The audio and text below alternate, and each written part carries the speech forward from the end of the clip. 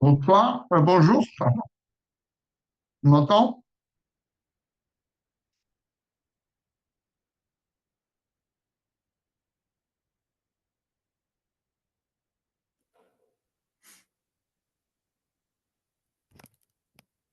Est-ce que tu m'entends? Oui, c'est bon. Ah, c'est bon. Bonjour. Bonjour. Ok. Alors, j'ai regardé un petit peu ton devoir. Alors, attends. Est-ce que tu vois est-ce que tu vois le sujet que tu m'as envoyé? Oui. Ok. Alors, c'est un devoir que tu as, un exercice que tu as fait en cours Non, ou j'ai à faire. Il faut que tu je le as, fasse la semaine tu prochaine. dois le faire? Ok. D'accord. Alors, donc, comme l'autre fois on avait fait, tu essayes de répondre aux questions. Alors, on va aller jusqu'à la question, jusqu'à la question 2A. Ok. D'accord? Alors, essaye de le faire. Si tu as des Bah, questions, tu j'ai peux. déjà essayé de le faire. Comment? J'ai déjà commencé à faire l'exercice, mais il y avait des questions que j'arrivais pas à faire justement après Non. la 2A. Voilà. Envoie-moi déjà tout ce que tu as fait, comme ça. Si tu l'as déjà fait, tu m'envoies tout ce que tu as fait sur le WhatsApp. Mais je suis vraiment pas sûre de mes réponses, hein. C'est pas grave. Tu es là pour progresser.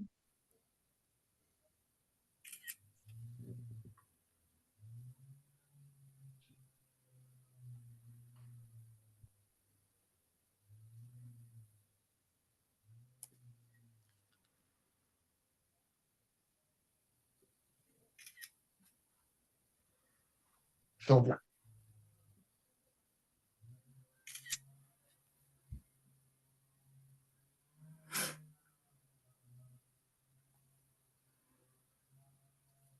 Après, j'ai essayé des trucs, mais ça avait pas marché, donc bon, j'ai quand même laissé.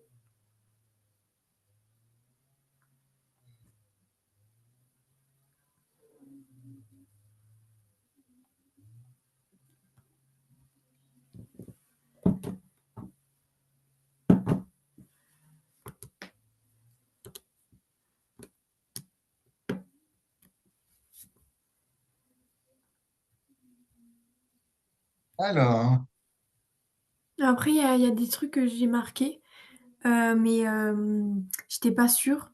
Du coup, je les ai quand même hein, laissés. hein.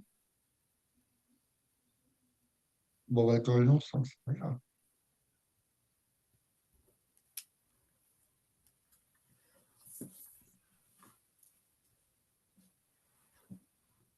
Alors, attends, le deuxième truc que tu m'as envoyé, la deuxième photo, exercice 27, ça n'a rien à voir. Comment? Puis l'exercice 27, Oui. ça n'a rien à voir avec ça, si? Si?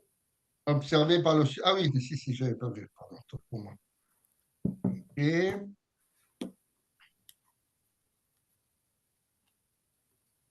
à l'émetteur et le signal B correspond, correspond au récepteur.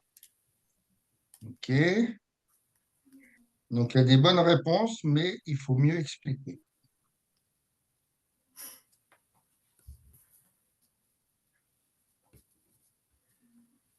OK. Alors, on va voir ensemble. Alors, je vais créer une pastille.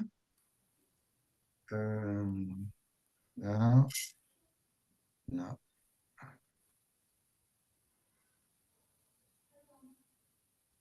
Alors, on va revenir sur l'énoncé. Alors, à l'aide d'un vibreur, on crée des ondes progressives sinusoïdales, pardon, de fréquence F à la surface de l'eau. Le phénomène observé possède une longueur d'onde lambda. Alors, définir la longueur d'onde lambda de façon générale, hein, il y a une formule, lambda égale quelque chose, mais de façon générale, ça correspond à quoi, la longueur d'onde? T' moins T. Non. C'est plutôt la réponse, c'est du français, si tu veux. Hein, c'est pas Ah, mettre en place une formule. Alors, on va faire un petit dessin. Attends, je prenne le stylo. Voilà, on te parle d'ondes sinusoïdales. Donc, ce sont des ondes. Voilà, on imagine que c'est ton oscilloscope. Enfin, voilà, les ondes, elles arrivent comme ça. Elles font comme ça, tu vois. Ah, ah, ah, là. Donc, quand tu, comment dire, quand tu passes sur quand tu es au-dessus d'une crête, c'est-à-dire par exemple ici, voilà, et ici, à quoi ça correspond? Bon, je ne les ai pas bien fait, mais bon, c'est pas grave. À quoi que ça correspond de la première croix à la deuxième croix, c'est-à-dire du point A au point B. Ça correspond à quoi? À une période. Voilà, bien. Donc ça, c'est une période. D'accord? Eh bien, la longueur d'onde, si tu veux, c'est la distance. Voilà, c'est ça qu'il fallait répondre, hein. Je pense que tu as vu ça en cours, sous une autre forme peut-être, mais voilà. C'est la distance parcourue. J'essaie de bien écrire, c'est pas toujours facile. Parcourue par l'onde. Alors, la distance, on va mettre en mètres. Parcourue par l'onde durant une période. C'est ça la longueur d'onde. D'accord? Durant une période T. D'accord? Moi, je croyais que c'était vraiment une formule qu'il fallait donner.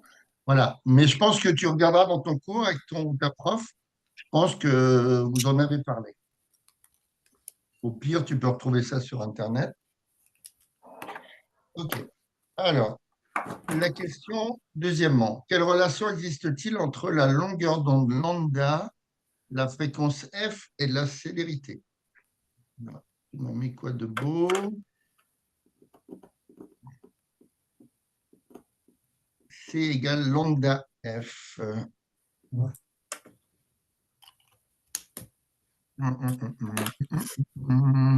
Là, d'accord, ça c'est bon.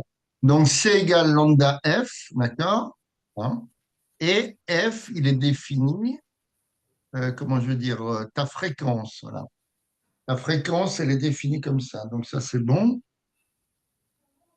Euh, alors, je cherche toujours mon petit stylet. Voilà, il est là. La fréquence, hein, d'accord, elle est en Hertz. Si tu veux, la fréquence, c'est le nombre de périodes par seconde. Grosso Hmm. modo, c'est comme ça. C'est comme ça qu'on l'a défini, c'est 1 sur T. D'accord? Donc, toi, tu m'as mis C, donc la célérité, égale lambda F, hein, c'est ça que tu m'avais mis. Fois F, oui. Voilà, lambda F. Donc, comme F, la fréquence, c'est 1 sur la période, d'accord, ça fait lambda fois 1 sur T. D'accord? Donc, ça fait lambda sur T. Voilà, c'est ça, enfin, enfin, la relation, on va dire, l'équation qu'il faut mettre, puisqu'on on te demande de relier les trois. Quelle relation existe-t-il entre la longueur d'onde lambda, la fréquence F et la célérité V des ondes? Hein. Donc, alors, on a donc C égale machin. Voilà, de cette formule-là, tu tires lambda égale célérité, donc vitesse fois période, égale C sur F.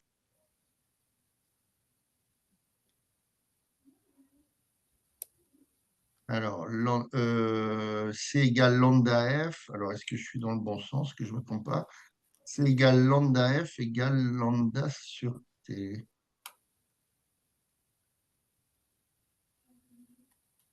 c'est égal lambda F égale lambda sur T. OK? Donc ça, c'était bon. Euh, Ouais. Donc, en plus de ça, il aurait fallu marquer faire intervenir comment je veux dire, la période. Hein, comme F, c'est 1 sur la période. Donc, comme tu m'as mis lambda V ou C, la célérité égale lambda F égale lambda fois 1 sur T, donc égale lambda sur T. Hein, puisqu'on te demande de relier les trois. Donc, Du coup, pourquoi on c'était fait pas ça? mal, mais il manquait un petit truc. OK. Hein? Donc, ça, Pourquoi, c'était un petit. pourquoi on doit faire ça? C'est-à-dire, Bah, cette relation. pourquoi? Ben, parce qu'elle est dans le cours, cette relation-là, non? On te demandait si tu veux une restitution de cours. Ah, ok. Dans la première petite pastille, la 17, la longueur d'onde, finalement, c'est une restitution de cours. On peut très bien, dans un devoir en classe, te demander une restitution de cours. Même au bac, hein, c'est pareil. Hein.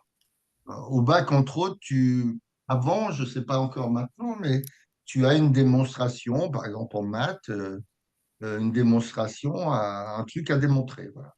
On te demande de le démontrer, donc ça fait partie du cours. Là, c'est une restitution de cours. Ok. Je- Tu me proposes l'exo, il est comme ça, on ne va pas le changer. OK. Donc maintenant, on arrive un petit peu dans l'exercice en lui-même où il faut réfléchir un petit peu à ce qui se passe. Donc, on te dit un émetteur et un récepteur d'ultrasons sont placés côte à côte, d'accord, face à une paroi réfléchissante. Alors, tu fais des maths aussi, j'imagine, mais en physique-chimie, alors, je ne sais pas si je te l'ai déjà dit, on s'était vu une fois hein, déjà, oui. Je ne sais Oui. pas si je te l'ai déjà dit, en physique-chimie et en maths, la première chose à faire, c'est dès que tu peux faire des dessins. Quand tu travailles par exemple en maths sur Pythagore, ou sur Thalès. Voilà, on fait un dessin, donc ça permet de mieux se représenter les choses devant les yeux une fois qu'on a un dessin, plutôt que de visualiser tout dans la tête. Ben, moi, j'y arriverai pas. Donc voilà, vaut mieux faire des dessins, premièrement, et deuxièmement, revenir sur des choses faciles. Donc là, on va faire un dessin par rapport à la situation. D'accord? Tu as ici l'émetteur. D'accord?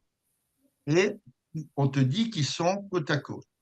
Donc, ils sont dans le même alignement, quoi. Émetteur, récepteur. Et ici, tu as une paroi réfléchissante. Alors, on ne te dit pas ce que c'est, hein, mais donc paroi, ré- pardon, réfléchissante.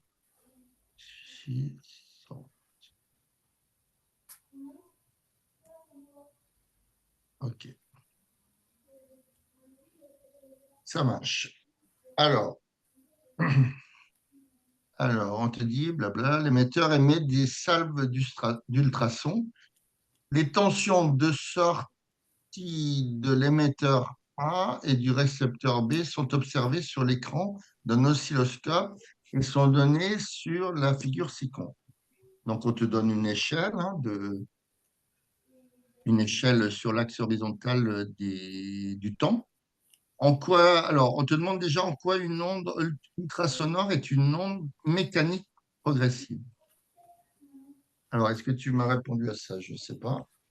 Ah oui. Mais je crois que j'ai mal expliqué. Ouais, c'est pas évident à expliquer ça. Alors, une onde ultrasonore est une onde mécanique progressive car il y a transport d'énergie que l'on peut observer. Ouais.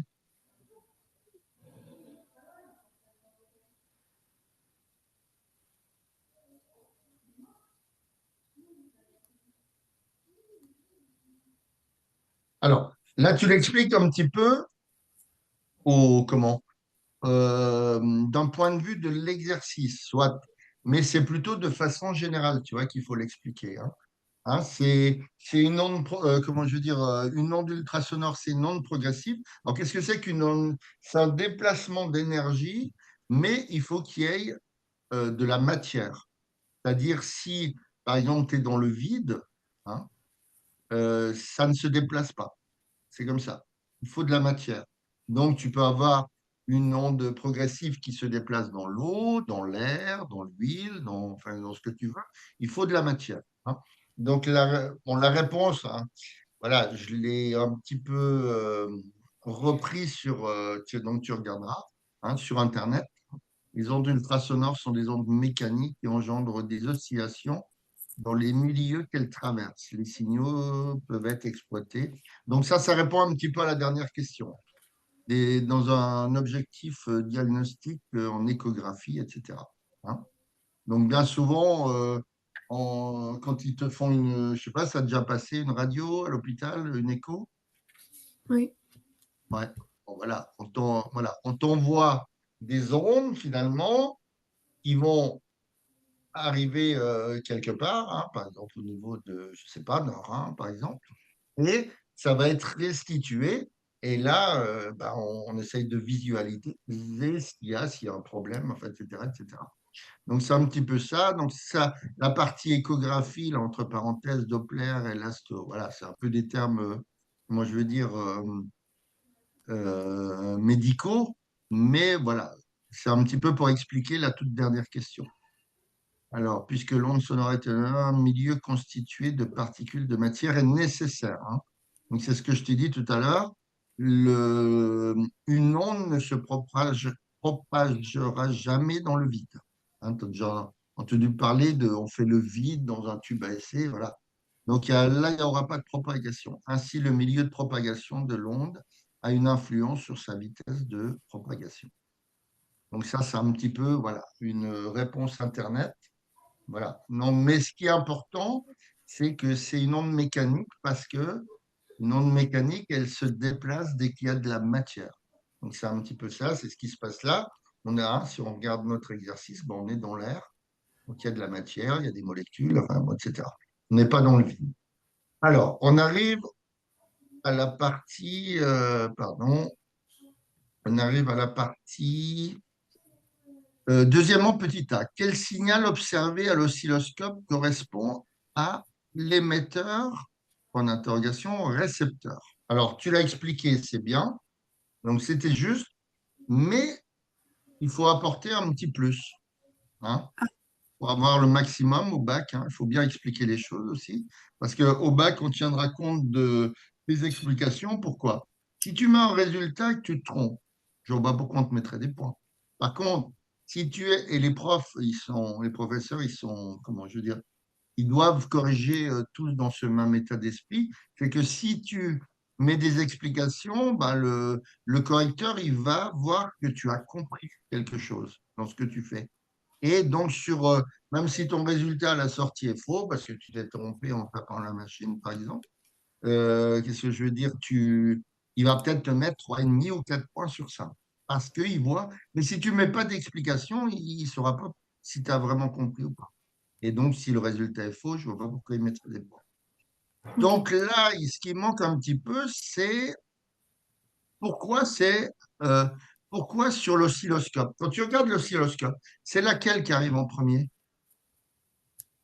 Ben là, A. Voilà, là. Donc forcément, si on réfléchit bien à la situation, l'émetteur, il envoie une onde, donc le récepteur, il la reçoit un petit peu plus tard. Oui, D'accord? Donc, c'est forcément là, parce que, enfin, là, c'est forcément l'émetteur, puisque sur l'oscilloscope, le signal nous arrive avant le signal de B. D'accord? Et comme le signal, forcément, le signal d'émetteur, il partira tout, enfin, je veux dire, non, dans l'autre sens, le signal qui sera réceptionné par le récepteur, il sera toujours après celui de l'émetteur, c'est logique, tu vois. Donc il faut un petit peu expliquer ça, un petit peu. Voilà, c'est la petite explication supplémentaire, mais autrement c'était bien, parfait. Ok. Alors, quel est le retard entre le récepteur et l'émetteur? Alors, comment tu as fait ça? Bah, en fait, j'ai essayé des trucs, mais c'était pas très cohérent, du coup, je savais pas. À essayer des trucs. Oui. Petit B. Alors, voilà. Tu t'es compliqué un petit peu la tâche. On te donne un dessin, donc il faut essayer de l'exploiter. Alors, est-ce que... Ah ben non, moi, je peux pas l'agrandir. Par contre, je peux agrandir celui que tu m'as envoyé sur WhatsApp. Je vais essayer de le retrouver. Voilà, il est là. Ok. On te donne un dessin. Si tu regardes le... Alors, il y a en notion d'onde mécanique, je ne sais pas si tu as déjà entendu parler, on peut parler de front d'onde, c'est-à-dire le début de l'onde. D'accord? Et la fin de l'onde, bah, c'est la fin de l'onde. D'accord? Donc, il suffit dans cet exercice, pour regarder le retard, et ben, c'est de comparer, par exemple, les deux fronts d'onde ou alors les deux fins d'onde. D'accord? Donc, si tu regardes la fin d'onde en A, elle arrive sur un trait bien précis, enfin, une division bien précise. D'accord? Et la fin d'onde en B, elle arrive, voilà, c'est ce qu'il faut regarder pour avoir le retard, mais il faut regarder le nombre de divisions. Puisque dans l'énoncé, hein, si on t'a mis quelque chose dans l'énoncé du style échelle de l'axe horizontal des temps, 1,0 millisecondes par division, donc c'est que ça a son importance, tu vois. C'est pour ça qu'il faut bien lire l'énoncé et puis se dire, bah tiens, si on m'a mis ça, bah, c'est qu'il y a quelque chose, quoi. D'accord? Donc, si tu regardes, il y a combien de divisions? Une division, c'est les carreaux? Voilà, les carreaux, comme les carreaux d'un cahier. Ben, Donc, il faut comparer. Alors, évidemment, il ne faut pas comparer le front, c'est-à-dire le devant de la première onde, et l'arrière de la deuxième. Il faut comparer toujours ce qui est comparable. C'est-à-dire, on va comparer. Alors là, on voit mieux sur l'arrière, hein. Donc, si on regarde l'arrière de l'onde sur l'oscilloscope en A et l'arrière sur l'oscilloscope en B, on voit combien de divisions? deux. Deux divisions. D'accord? Donc, il se passe, eh ben, deux divisions, on va regarder dans nos données, hein, donc la vitesse du son dans l'air à 20 degrés et de 340 mètres par seconde, ça, on n'en a pas l'utilité. Par contre, ce qui est au-dessus, c'est super important, c'est que sur l'axe horizontal des temps, on a 1 milliseconde par division. Donc, ton retard, il va être de combien? Ben, 2 millisecondes par division. Exactement. Ah, pas par division, 2 millisecondes en tout. Ah, 1 milliseconde, elle restera toujours sur une division. Mais comme tu as deux divisions, hein, de retard, hein, l'onde en B, elle a deux divisions de retard, si tu veux, si on parle en termes de division. Elle a deux divisions de retard par rapport à l'autre onde. Donc, en termes de temps, ça correspond, donc tu fais le rapprochement avec ce qu'on t'a donné, ça correspond, donc c'est-à-dire, je ne sais pas comment vous appelez T2 moins T1, delta T, le taux. Le taux, c'est le retard. Le taux, c'est un peu un T un peu arrondi. Je ne sais pas si tu as déjà vu. oui, oui. Hein. Donc, le taux, alors on peut l'appeler delta T. Hein, la delta, hein, c'est mathématiquement parlant, c'est variation de T, quoi. Variation entre les deux temps. Hein. Donc, on peut l'appeler taux, delta T, T2 moins T1, un peu comme on veut. Donc, il correspond à, tu m'as dit, 2 millisecondes. D'accord? OK. Donc, ça, c'est bon. Quel est le retard? Voilà. Quel est le retard entre le récepteur et l'émetteur? Donc, c'est 2 millisecondes. Alors, maintenant, on arrive dans la troisième question où il y a une petite réflexion et c'est là que le dessin est super important parce que dans ta tête, même moi, je vais me tromper si je ne fais pas de dessin. D'accord? Alors, on te dit déterminer la distance qui sépare l'émetteur et le récepteur de la paroi réfléchissante. Alors, qu'est-ce que tu m'as fait là? Moi, j'ai pas répondu à cette question parce que j'avais pas compris. Parce que la paroi, on la voit pas, du coup, on peut pas savoir. Alors, la paroi, on ne la voit pas. C'est pour ça qu'il faut faire absolument un dessin. Donc, je vais revenir sur mon petit dessin. OK. Donc, ici, qu'est-ce qui se passe selon toi? Hein? Les maths, la physique, la chimie, c'est de la réflexion quand même. Ben, il y Donc, a il faut, l'émetteur, voilà. il... Donc, l'émetteur, il envoie une onde. oui, D'accord. qui se Donc, l'onde, réfléchit sur le elle va récepteur. faire ça. Hein, tac, tac, tac, tac, tac. Voilà. Et elle va revenir. Tac, Oui. tac, tac, tac. OK. Donc, ici, on va l'appeler, puisqu'on te demande quelle est la distance entre l'émetteur-récepteur, hein, c'est la même chose, puisqu'ils sont côte-côte. Donc, entre la paroi et enfin, pas signaux, mais émetteur-récepteur. Donc, il faut la nommer. Donc, vas-y, nomme-la comme tu veux. Euh, Une distance, on va dire que c'est, D. voilà, OK. Alors, moi, on va mettre des primes, parce que dans mon exercice, je l'ai fait une correction avec des primes. Tu vois, cette distance-là, hein, la distance qu'on te demande, c'est par exemple des primes. Donc, c'est cette distance qui va de là à là. Et c'est ça qu'il faut chercher. OK. Donc, il faut utiliser une notion que tu as vue en cours. Hein. Donc là, il n'y a pas de lambda, il n'y a pas de, hein, comme la restitution de cours du premièrement. Il y a une formule en physique qu'on utilise entre la vitesse, la distance et le temps. C'est quoi? Euh, D égale V fois T. Donc, la vitesse, c'est distance sur temps. Alors attention aux unités. La vitesse, c'est des mètres par seconde. Alors, contrairement à ce qu'on nous, on connaît, je sais pas, tu as déjà fait du vélo, tu as un scooter, une voiture peut-être encore pas, je ne sais pas. En tout cas, on parle de kilomètres-heure, nous, tu vois. Mais Oui. en physique, chimie, ce sont des mètres par seconde, hein, c'est l'unité qui est utilisée. Donc, si tu regardes, c'est des mètres sur des secondes. Donc, logiquement, là, c'est facile, c'est des mètres, et là, ce sont des secondes. D'accord? OK. Donc, cette distance-là, est-ce qu'elle correspond, selon toi, à la distance des primes? Ah non, vu que c'est D qu'on veut. Ouais. Donc, logiquement, si j'avais mis des primes là, ici, ça serait faux. Alors, on va voir pourquoi. Alors, regarde, il y a une petite pastille sous ton exercice qui te dit, attention, excuse-moi, ça sonne, là, je vais montrer.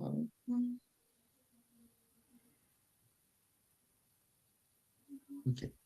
Regarde la petite pastille, elle est super importante. Alors, on n'aurait pas été obligé de te le donner, hein. Exprimer le retard en secondes, voilà, ça c'est quand même une bonne aide, hein. Et surtout, la première chose, tenir compte de l'aller-retour de l'onde. D'accord? Donc c'est pour ça, si tu fais pas un dessin, bah, tu vas peut-être pas t'imaginer ça dans la tête. L'onde, quand elle part de l'émetteur, quelle distance elle fait par rapport à des primes? Bah, elle fait juste D. Oui, mais D, d'accord, mais le, je veux dire, elle part de là, finalement, si elle s'arrête, imagine que, on va dire une grosse bêtise, imagine qu'il y a un chewing-gum là, et puis, paf, l'onde, elle se colle, elle ne repart pas. Dommage, l'exercice ne peut pas le faire. D'accord?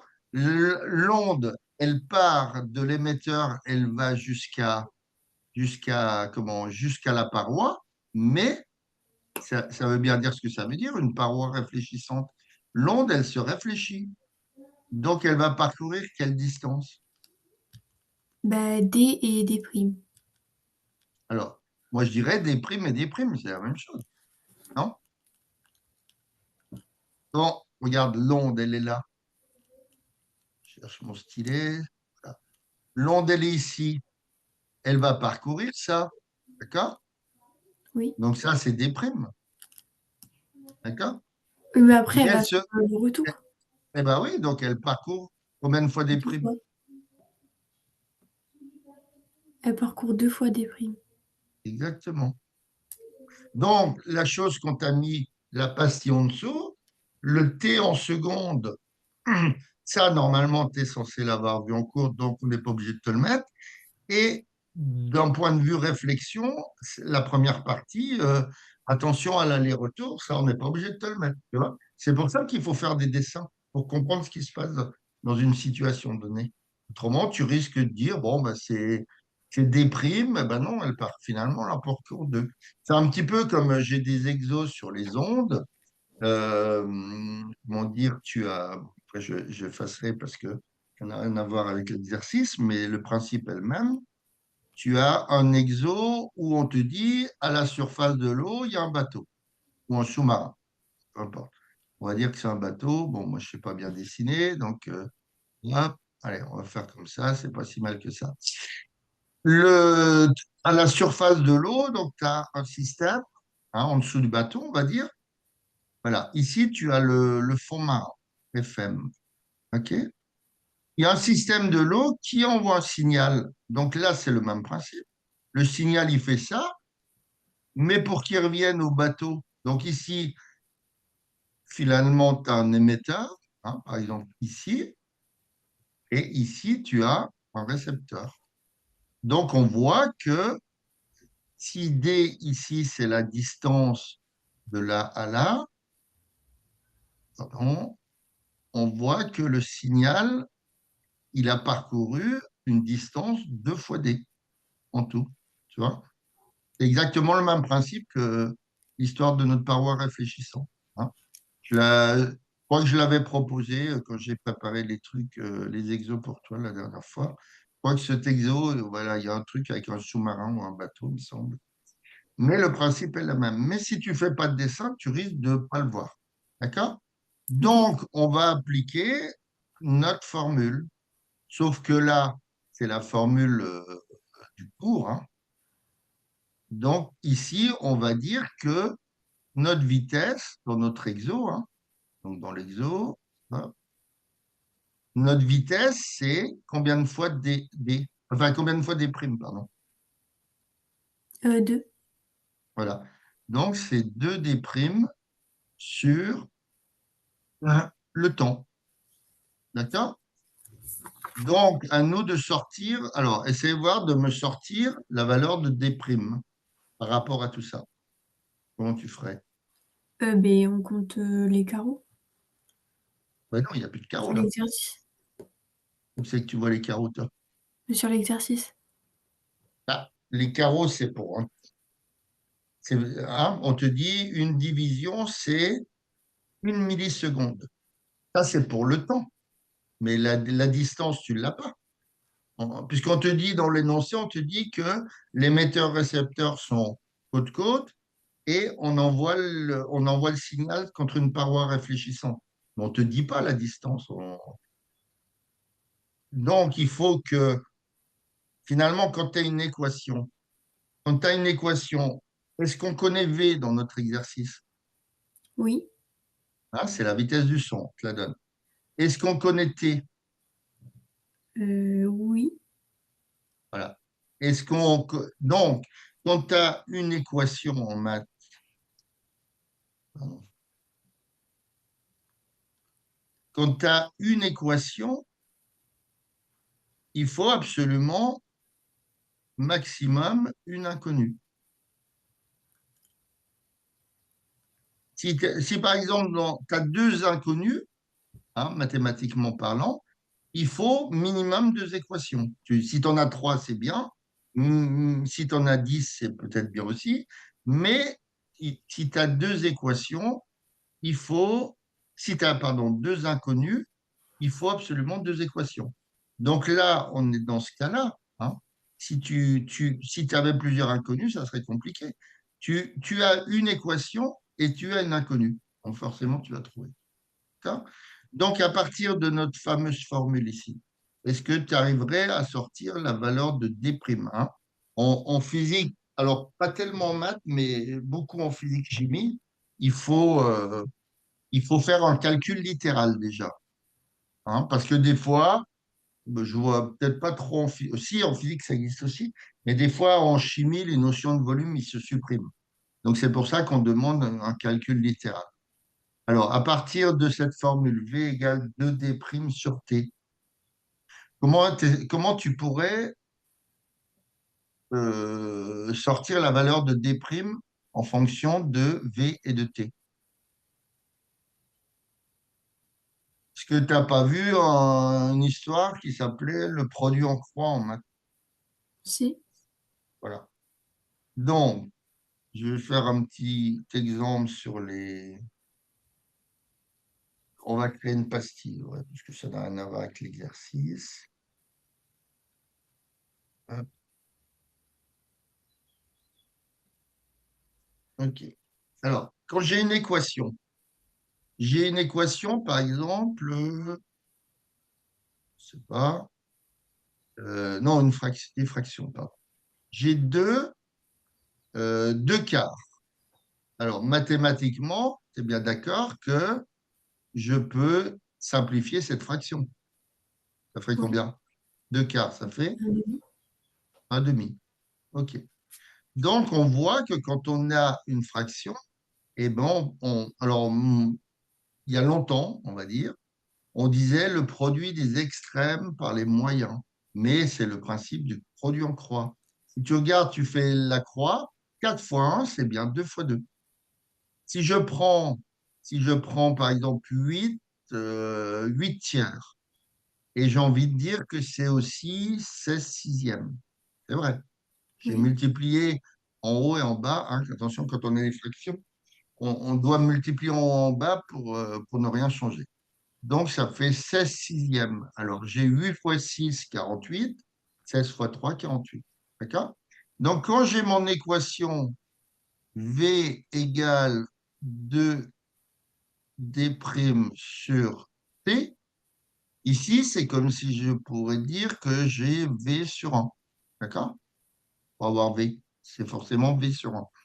Donc, si tu appliques ton produit en croix, ça donne quoi?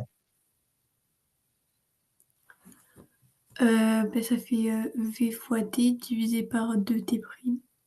2D'. Alors, V fois T est égal 2D'. D'accord? Alors, qu'est-ce qu'on dit dans les équations? Alors ça, tu as dû voir ça en, je sais plus, il y a longtemps. En seconde, hein? Ou non? Seconde ou première? De quoi? Tu es en quelle classe là? Seconde ou En première? première. Première, Première. première, ok. Donc ça fait longtemps, on va dire.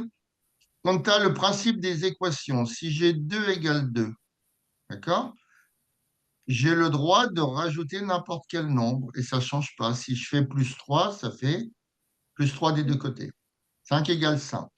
Si je fais moins un des deux côtés, 1 égale 1.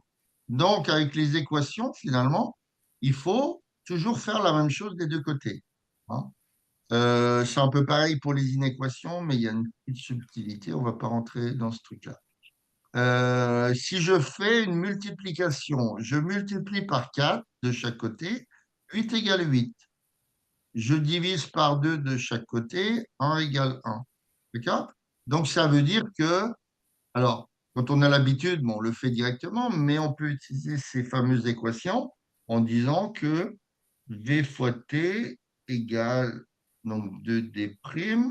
J'ai le droit, c'est une équation, j'ai le droit de diviser par 2 des deux côtés, ça ne changera rien. D'accord?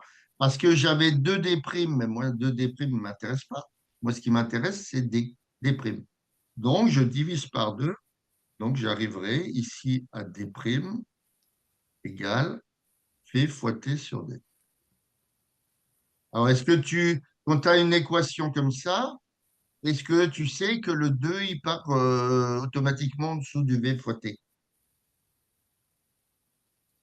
Oui, mais Normal, bah, je sais pas, je sais pas. Il y a des élèves qui vont me dire oui, je sais, et puis d'autres vont me dire ah ben non, qu'est-ce que je fais avec ça? Hein, donc je disais tout à l'heure, prendre des exemples faciles. Je prends une baguette qu'on appelle X, ça vaut 2,40. D'accord. Enfin, quand j'ai deux X, ça fait deux baguettes de 40. Donc, logiquement, tu sais que ça va faire un 20 pour une baguette. Bah, qu'est-ce que j'ai fait? J'ai divisé par 2. Hein, j'ai pris le système des équations. J'ai dit que 2x sur 2 égale, donc c'est une équation, je suis obligé de faire pareil de l'autre côté. 2,40 sur 2. Donc, ça fait x égale de 1,20. Pardon, 1,20 €. Hop, 1,20 €. D'accord? Et il y a des élèves qui vont me dire, ah bah oui, je sais, ouais, ouais, c'est facile. J'enlève le 2, je le mets en dessous. C'est bien, hein, mais après, le système des équations permet, si on bute un peu là-dessus, de retrouver les choses comme ça. De toute façon, dans les équations, grosso modo, quand tu as, par exemple, euh, alors où c'est que je suis? Non, c'est pas ça. Qu'est-ce que c'est que j'ai ouvert là? Hop. Quand on est, alors je sais plus ce que je voulais raconter. Ah oui, quand on a dans les équations, par exemple, tu cherches une équation, 2x moins 3 égale 4x plus 2. Bah, grosso modo, le moins 3 il me gêne ici, je le fais passer là. Je le fais passer de l'autre côté, il devient plus 3. D'accord? Oui. Etc., etc. Donc le moins 4, le 4x du côté là, je le fais passer de l'autre côté, il vient à mon 4x. Le principe est le même, tu vois, toujours le même. Et quand j'arrive, par exemple, alors je dis n'importe quoi, hein, ça n'a rien à voir avec ce qu'il y a au-dessus, quand j'ai 2x égale 3, par exemple, eh ben mon x, il est forcément le 2, je le passe en dessous. Voilà, c'est un peu ça. OK. Donc tout ça, c'était pour raconter ces histoires enfin, notre équation dans l'exercice, comment on retrouvait la valeur de D' en fonction de V, de T. Hop, hop, hop, hop. Ah ben j'ai tout effacé. Bon, moi je suis bon pour recommencer.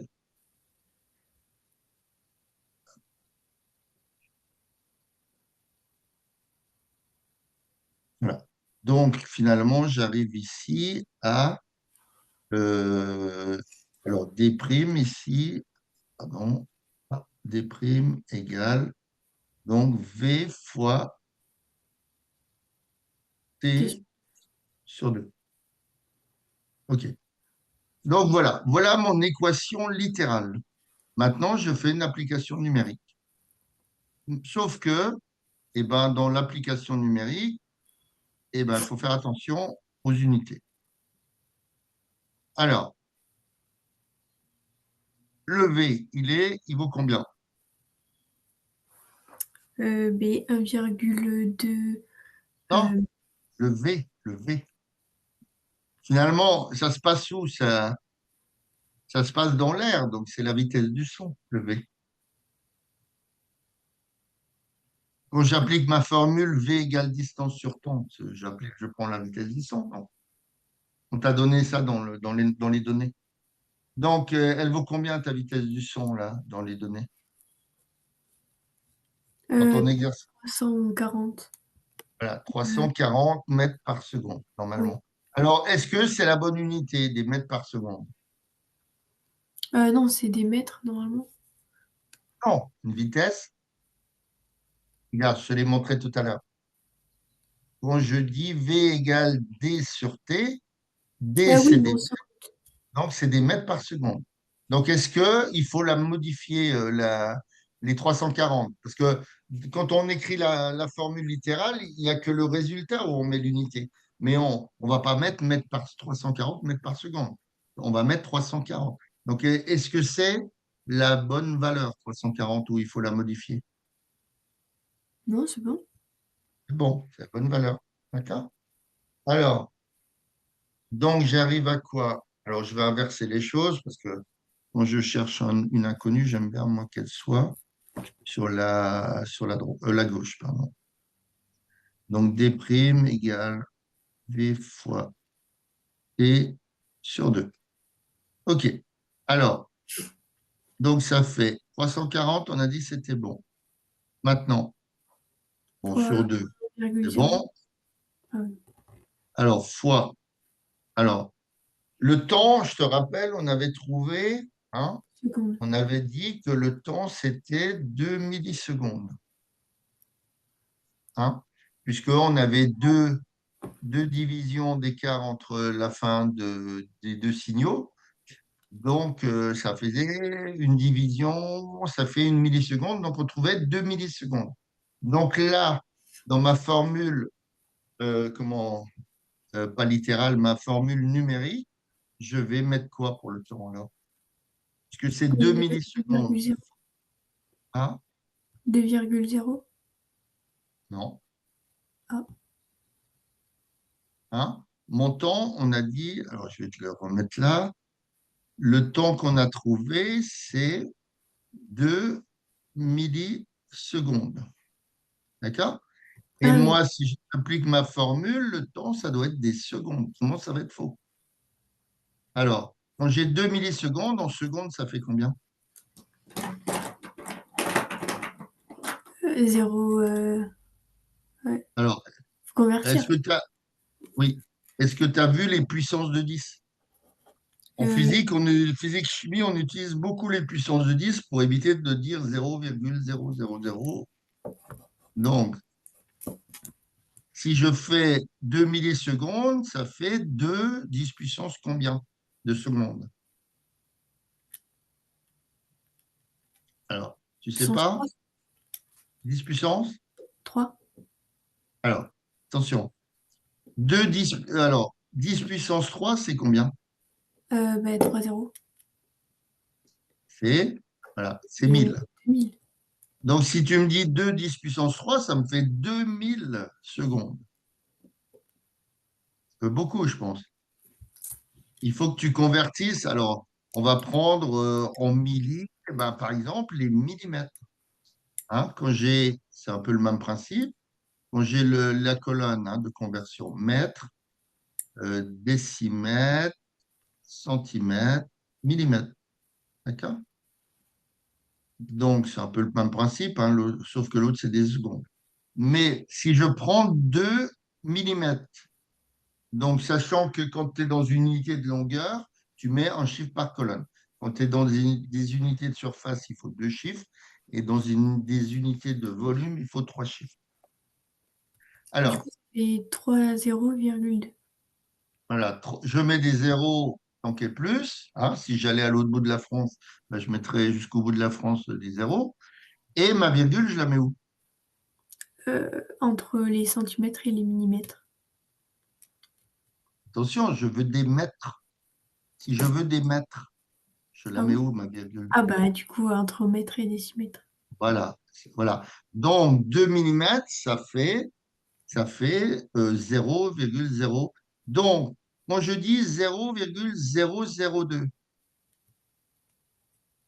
donc ça fait 2, alors 2 10 puissance moins 3. Parce que si je grandis le nombre, je suis obligé de baisser ma puissance avec des 0,0. D'accord? Si je réduis le nombre, ma puissance va augmenter. Donc, tu regardes le nombre de virgules, le nombre de chiffres qu'il y a après ta virgule, donc ça fait 10 moins 3. Si par exemple, je prends, comment je veux dire, 10 centimètres, hein, si je fais 10 centimètres, donc je vais mettre mon 1 en 1 décimètre, 0 centimètre. 10 centimètres, ça fait 0,1 mètre. Donc, ça va faire, hein, donc 10 centimètres, ça va faire 1, 10 moins 1, ou 10 moins 1 tout simplement. D'accord? Pas besoin de mettre l'heure. Hein, puisque je suis à un chiffre après la virgule. Donc, de la même façon, maintenant, avec mon histoire de, comment? Avec mon histoire de millisecondes, hein, c'est un peu le même principe. Hop, hop, hop, on va tout effacer. Voilà. J'ai des secondes. Alors, ça se dit pas des. On a dit décimètres, des décisecondes, ça se dit pas, mais on va le mettre quand même. Euh, des centisecondes, ça n'existe pas, et des millisecondes. Voilà. Hein. Cela n'existe pas. Cela, on va mettre une croix, n'existe pas, mais c'est pour se repérer. Donc, si je fais 2 secondes, 2 millisecondes, donc j'abaisse des zéros jusqu'au niveau des secondes, et donc ça me fait 0,002. 0,02. 0,0. J'ai du mal. 0,002. C'est bon? Oui, Donc ça fait 2 10 puissance. -3. Voilà. Donc ton 2 millisecondes, attends, faut que je trouve mon truc. Voilà. Ça fait 2 10 moins 3 secondes. Hein. C'est un peu comme les millilitres en chimie. Tu fais de la chimie. Bah, Quand tu pour l'instant, on ne l'a pas encore fait. n'as pas fait, ouais. Quand tu as des millilitres, c'est 10 moins 3 litres. Hein. Ah, Comme millimètres, comme, enfin, bon, etc. D'accord? Donc, il faut faire attention ici de bien mettre le temps en secondes. Hein. C'est la petite subtilité. Donc, j'ai 2 millisecondes, donc 2 10 moins 3 secondes. Enfin, je ne mets pas secondes puisque je ne suis pas à mon résultat encore. Alors, si je fais 2 sur 2, donc ça simplifie. Donc, ça va faire 340, mon résultat, 10 moins 3 mètres. Bien d'accord. Alors, 340, 10 moins 3. Donc là, on va jouer un peu avec les chiffres et les puissants. Donc, si je fais 340 10 moins 3, ben, je suis obligé de décaler de 3 crans la virgule vers la gauche. oui, Donc, ça va faire combien? 2 mètres. 0,34. Bien. Donc, c'est 0,34 mètres. Donc, voilà, ta paroi, elle est à 0,34 mètres ou 34 centimètres du, de l'émetteur-récepteur. D'accord? Ok. Alors, il y avait des bons trucs que tu m'as trouvé. Après, il y avait des choses voilà, qu'il faut expliquer un petit peu mieux pour expliquer pourquoi, par exemple, le A, c'était bien le signal émetteur et le B, le signal récepteur. Parce que tu le vois apparaître, enfin, tu vois qu'il y a un décalage. Et forcément, comme l'émission est avant la réception, c'est forcément euh, c'est forcément la réception qui est décalée, enfin, qui a un retard, on va dire. Euh, alors, qu'est-ce que tu m'avais mis à la fin? Je sais pas ce que tu avais trouvé. Mais j'avais pas trouvé en fait Tu n'avais pas trouvé. Ah oui, effectivement, tu n'avais pas trouvé. le A D'accord. et le B. D'accord. Et alors, est-ce que tu as compris? Est-ce que tu veux qu'il reste 5 minutes, quoi? Est-ce que tu veux qu'on je réexplique des choses? En fait, moi, ce que j'arrive pas, c'est de passer à plusieurs relations. Ah, c'est-à-dire, c'est-à-dire, quand tu as une relation, tu n'arrives pas à déterminer de modifier, voilà, je mélange tout et j'avais le V en premier et j'ai le D ou le T en premier. C'est ça un petit peu? Non, ça va, mais c'est par exemple, si je dois faire avec les fréquences, la célérité et tout, bah, Ah, des fois, par je me... exemple, ah oui. Alors, par exemple, si je te dis, par exemple, la fréquence, tu as comment? Tu as une fréquence, par exemple, tu as un signal qui est envoyé avec une fréquence, hein, de 1000 Hertz. D'accord? Donc après, bah, tu n'as pas le choix que d'apprendre tes formules. Hein. Sachant qu'en maths, en physique, en chimie, il n'y a pas beaucoup de formules par rapport à l'histoire géo. C'est pour ça que je préfère ces matières-là à l'histoire géo. Donc, on sait que la fréquence, c'est 1 sur la période. D'accord? Ou la période, c'est 1 sur la fréquence. Donc, bah, tu utilises le produit en croix. Hein. Donc, tu vas avoir ici, bon, comme tout à l'heure avec cette histoire de vitesse, hein, quand on n'a rien en dessous, c'est forcément 1. Si je mets 2, ça change tout. Si je mets 10, ça change tout. Donc, c'est forcément 1. Donc, j'aurai eh ben, 1 fois 1, hein, je fais ma croix là, 1 fois 1 égale F fois T. D'accord? C'est ça que tu n'arrives pas à faire? Bah, en fait, c'est quand on mélange, plusieurs, Donne-moi un exemple. heu, pas trop d'exemples. Je ne vois pas trop ce que tu veux dire. Mais bon, il faut que tu me donnes un exemple.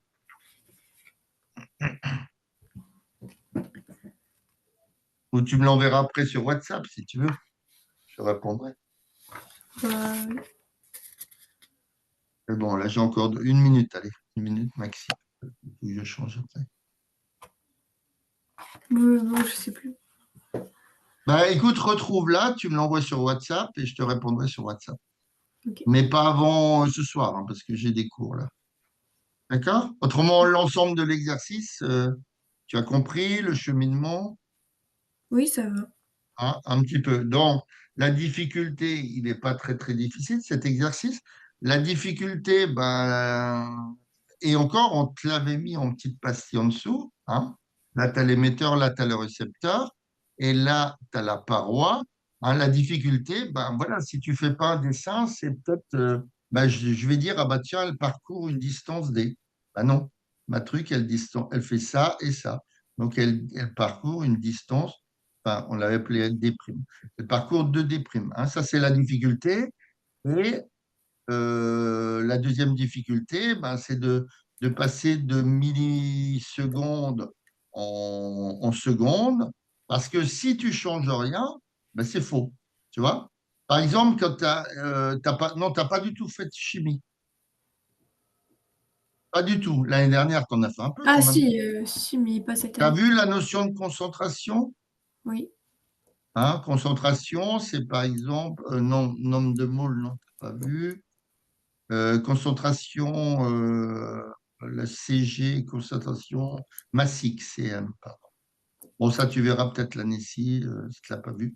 CM, c'est la masse d'un soluté sur un volume, tu vois. Si Oui. le volume, il est en millilitres et que tu ne le changes pas, ben, ta formule, ton résultat est faux.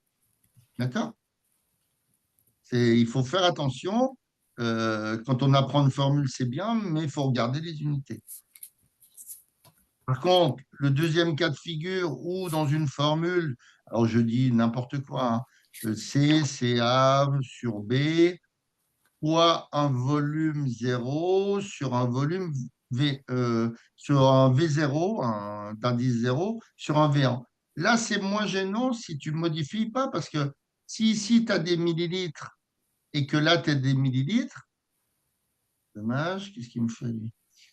Tu as des millilitres, là, tu n'es pas obligé de donner la vraie unité, quoi. Parce que ça va se modifier naturellement.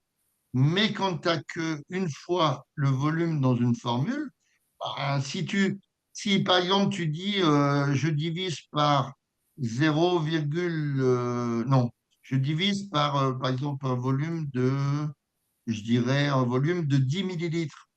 Ben, si je divise par 10 millilitres, bah, c'est faux parce que comme le truc comme l'unité doit être en litres, donc ça va être 10 moins 3. Non, 10 fois 10 moins 3. Hein. Donc forcément, si je divise par ça en plus, le résultat va pas être bon. Enfin, si, ce résultat va être bon, mais le premier, si j'oublie de transposer des millilitres en litres, forcément, ça va être faux. Tu vois. Mais bon, pense à cette formule si tu y penses dans l'après-midi, et puis tu m'enverras ça.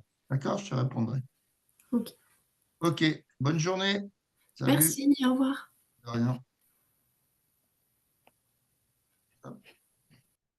Ah ben,